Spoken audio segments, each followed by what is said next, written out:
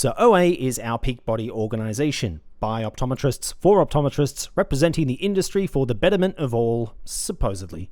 Let's take a quick, barely scratch the surface tour through the limited but profoundly baffling time I've spent in the orbit of this floating nutsack of an organization. Now, before we dive in, a quick disclaimer. I've only been practicing optometry for 3 years. My involvement with OA has been so minimal that I had to dust off old lecture notes just to remember the differences between OA and the OBA. I have no personal beef with these people, no tragic backstory, no lifelong vendetta. I don't hate them, I don't really care about them, I barely even know them. But that also means that they hold absolutely nothing over me, or you for that matter. They're not your boss, they're an optional club that you can choose to join if you think the work they're doing is worth the fee they're charging. You pay their salary, they work for you, they don't hold you accountable, you hold them accountable. I signed up for OA because I needed insurance to practice and they made it easy. I also knew with the kind of certainty normally reserved for death and taxes that I would procrastinate my CPD until the absolute last possible second, thanks to the same weapons grade ADHD that fuels the production of these videos.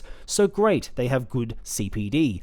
Grad membership was cheap, even better. Their website made them sound like they were fighting the good fight.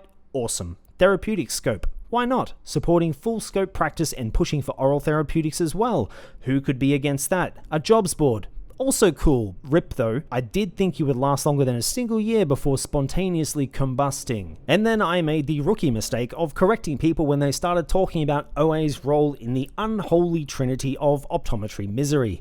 Wages, oversupply, and KPIs.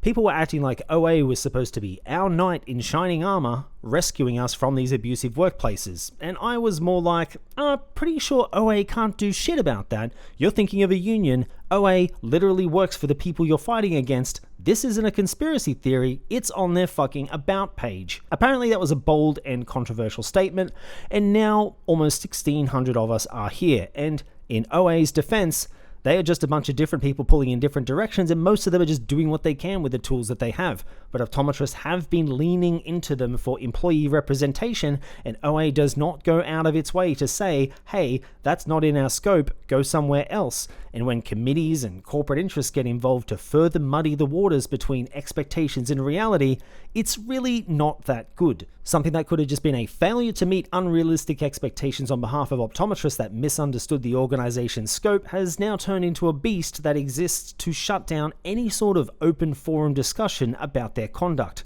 So members created an open forum of their own, and it got 800 people in a matter of weeks, and that was enough to get OA's attention, and thanks to that, I get a free platform to judge them mercilessly while safely skirting defamation laws by claiming OA actually stands for osteoarthritis. Alright, so let's play a game. Wages, oversupply, KPIs, and good collective optometrist representation.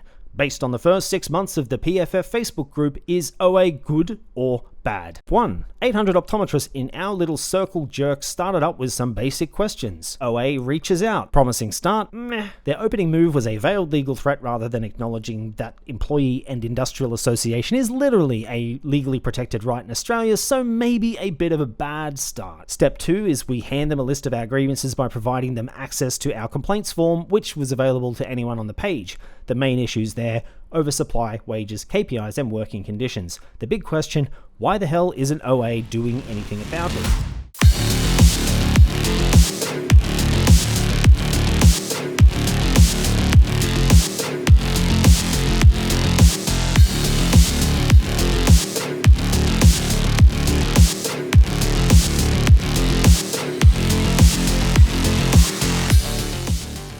And OA's response was they held a webinar and called it HR complaints.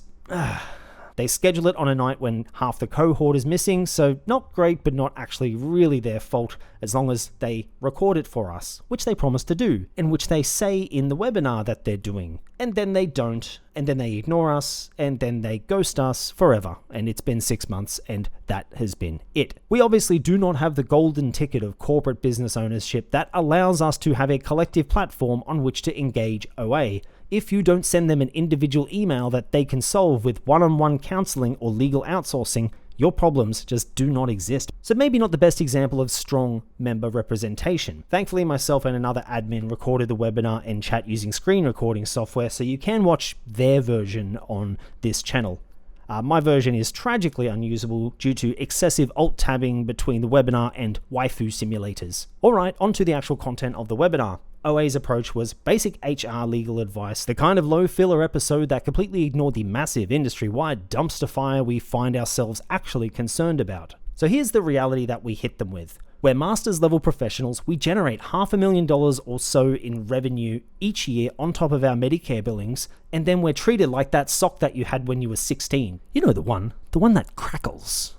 Every year our industry gets worse. So how did the webinar go? Let me just paraphrase a little bit. You all should just fight for better contracts individually. Well, how? Two employers own half the market. They can just say no and replace us with new grads who they manufacture on demand thanks to corporate-owned uni courses. You realize that's the problem we're talking about, right? Well, you should just engage us individually to help negotiate your employment concerns. Bro, you literally work for our employers. Why would 800 of us individually approach our employer's business partner to negotiate 800 separate contracts? How is that even remotely sustainable? Well, it's a competitive market out there. We've done a lot of work for our members, but life is tough, you know. Well, no shit, Sherlock. That's why we're here. We're telling you that corporates are using their unchecked power to create an endless supply of new grads undercutting wages and stripping us of our economic power. Well, we wrote a strongly worded letter about it once. What more do you expect? I don't know, maybe ensuring a minimum standard for new grads. How are these new courses even getting accredited? They look like fucking labor camps. Also, there should be a base salary floor that never goes down for new grads so that the profession doesn't collapse into indentured servitude. Well, we can't help you with that. We made a statement about the award once, but if you're interested in our legal service, we offer a free consultation after you're fired and replaced by a new grad. Well, that's not what we're asking for. We need collective representation against employers before we get fired. Well, we already represent you as a group. Cool, so how are we getting better pay and conditions? Well, we can't help you with that, but we can represent you individually. Are you even listening to yourself? Other industries solve this through collective bargaining and enterprise agreements via a union. Would you help us with organizing that? Well, no, but we can't fix it if you don't tell us. Nobody has sent me an email explicitly explaining these issues. I've received duck egg from you lot. And I've had duck egg. Dude, you literally brag about helping thousands of us against our employers. What, none of those people said anything over the last 10 years that tipped you off that something was fucking wrong? Oh, well, maybe, but anything a union can do to represent you, we can do to represent you. Awesome. So will you help us collectively bargain for better salaries? Well, we can't do that, but after you get fired or harassed, then come and talk to us. And round it went. At this point, the only real takeaway was that OA's idea of representation is to never acknowledge a two-way discussion between themselves and a group of optometrists. Their entire business model is based around splitting us off into one-on-one pipelines. Conflict resolution through OA is farming out legal work to their partner law firm who makes money when OA members take OA partners to court. So you literally pay into an organization that makes money off this conflict. Then came a softball question about Medicare charges, which OA latched onto like a drowning man clinging to a pool noodle to run out the clock. Never mind that we explicitly said that KPIs were so bad that optometrists were actively avoiding Medicare billing because they were more scared of their sales stats than violating Medicare rules, but whatever, the conversation didn't really get much further than that. People started realizing how utterly screwed they were, like existential crisis levels of screwed. The post-webinar mood was so spectacularly grim that we had to create a separate support chat just to talk people down from the ledge. Because nothing prepares you for the soul-crushing revelation that this is the level of representation that you always had,